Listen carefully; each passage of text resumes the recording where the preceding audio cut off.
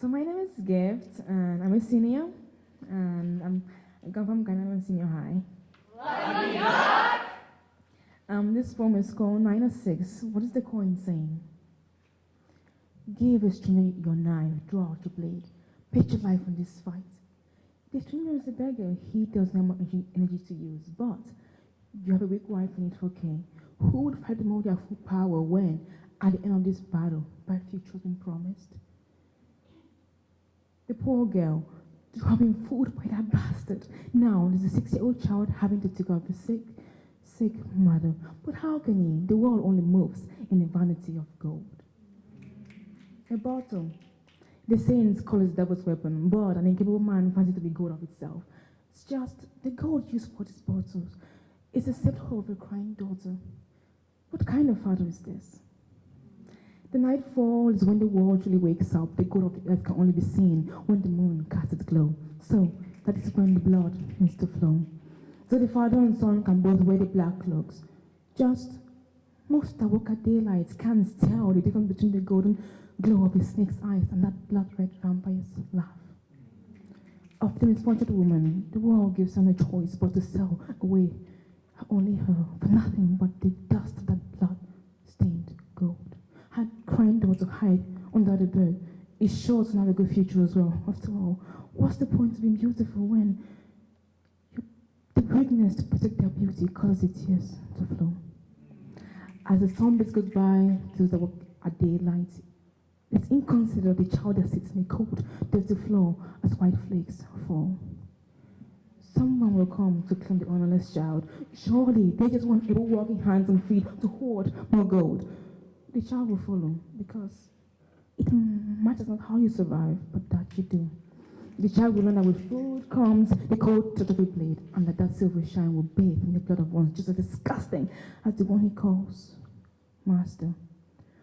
But when the sun said goodbyes and the clothes of a desperate covered their faces, the beggar that now simply wants another chance at a better life, the soldier that's in desperate need for more money for that lovable sick wife, the poor boy to only ever heard the hurtful words of the dying woman he calls mother, the poor drunken man's daughter to be forced to give away her only her for nothing but the tears from not already tinted eyes, the poor child to only ever have a future of its own, and the most who believe they all should die as they the rotten laugh of that blood-red vampire.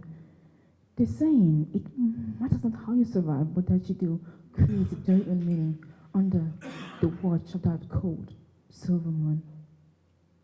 9 or 6, just which is which. In any case, only 6 is the correct number. It's just how you to know if what you say is really 6 though. Just know there will always be 2 sides to a coin, and that Mother Earth is a cold, cold woman.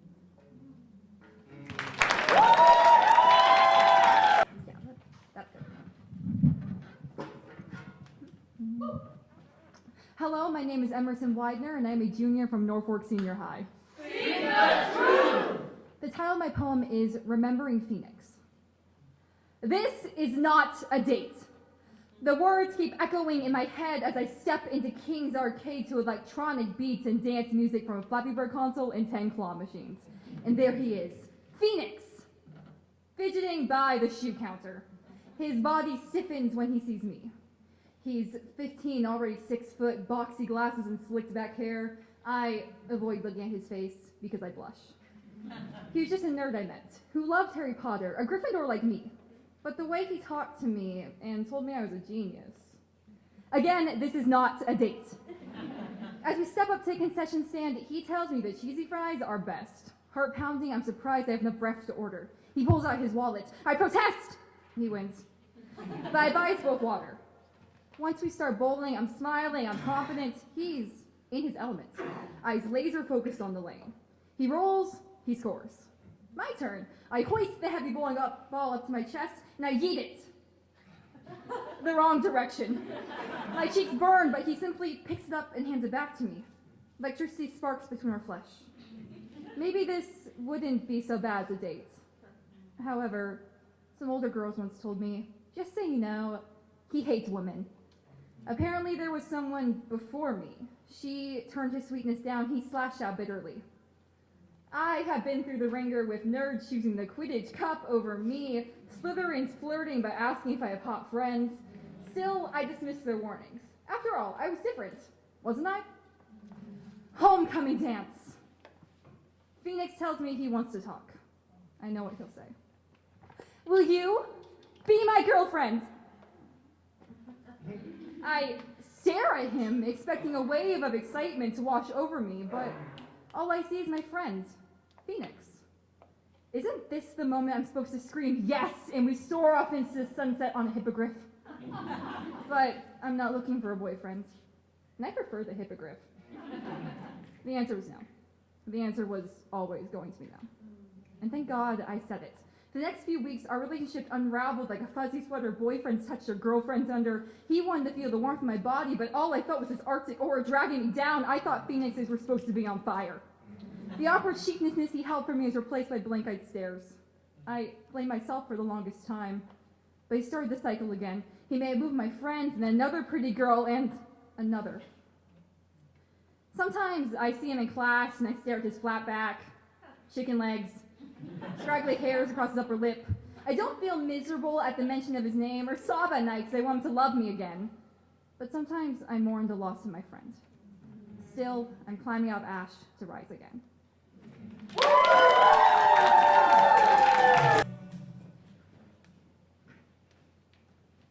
My name is Briley, and I am a junior from Norris.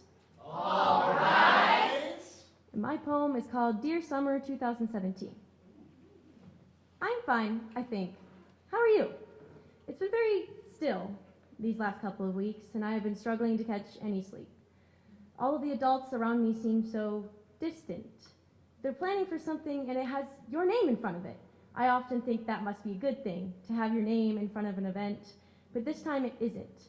Grandpa's funeral isn't a fun event, but I'd like to think you're just lost. My mother tells me I'm haunted by the ghost of a ghost of the past. She claims it captured my frame, but not my eyes, and I am unsure of exactly what she means. I was hoping you would know. I often find myself walking the hallways of your home. While my family plans what your box may look like, I walk. Passing time, traveling slowly, because just like you, I feel lost.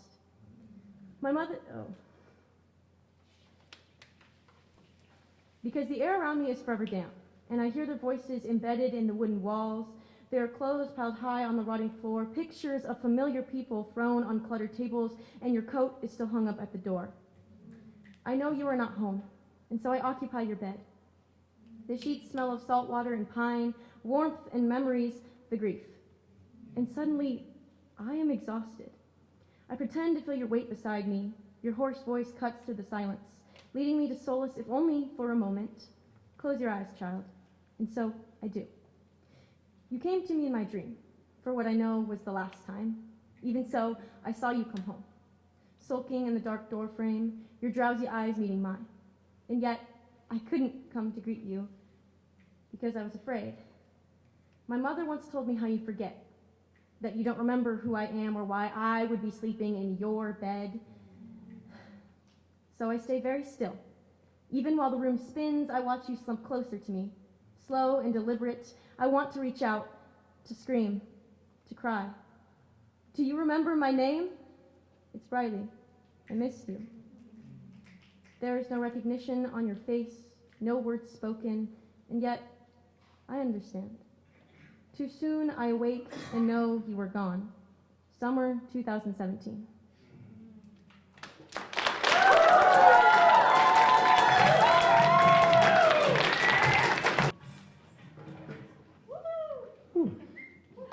Hello, my name is Nan Bembo. I am a senior at Lincoln High School. Yeah! My poem, before we preface, let me just preface this. It contains imagery of the Holocaust. So if you need to leave the room, leave now. I don't see anyone going, so here's my poem, The Steps to Shoah, the Stories of the Holocaust. 1.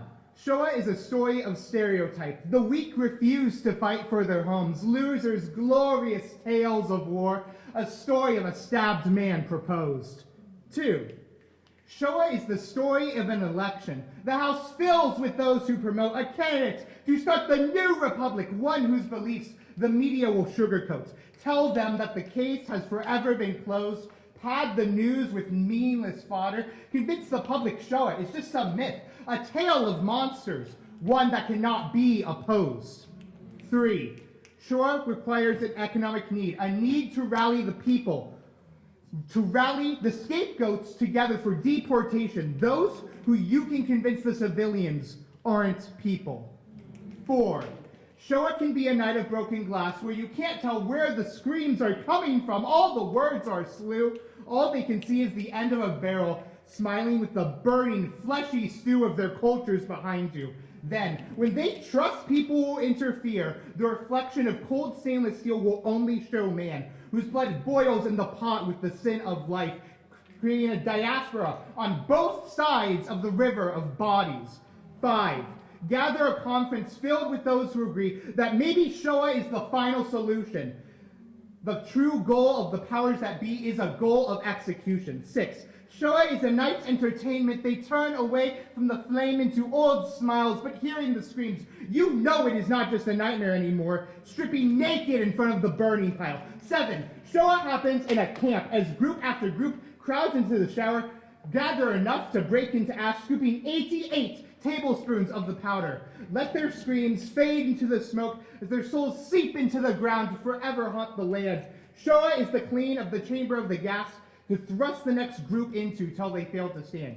88, as those letters repeat in your head, 88, you know that Shoah is that girl with the diary, writing a story of dancing winds. Shoah is the cause of the final day in which that little girl will live, but you have never cared as you end her story and turn your spotlight away from the diary on the shelves, shining away from your bloodshot eyes set on some greater purpose, away from the diaspora of the families you've bombed, upon the greedy mouth of your manifest gloriousness, Minister of Israel, and tell us, the Gazans will bring upon themselves a bigger Shoah, despite all those years your people have suffered trying to defend yourselves.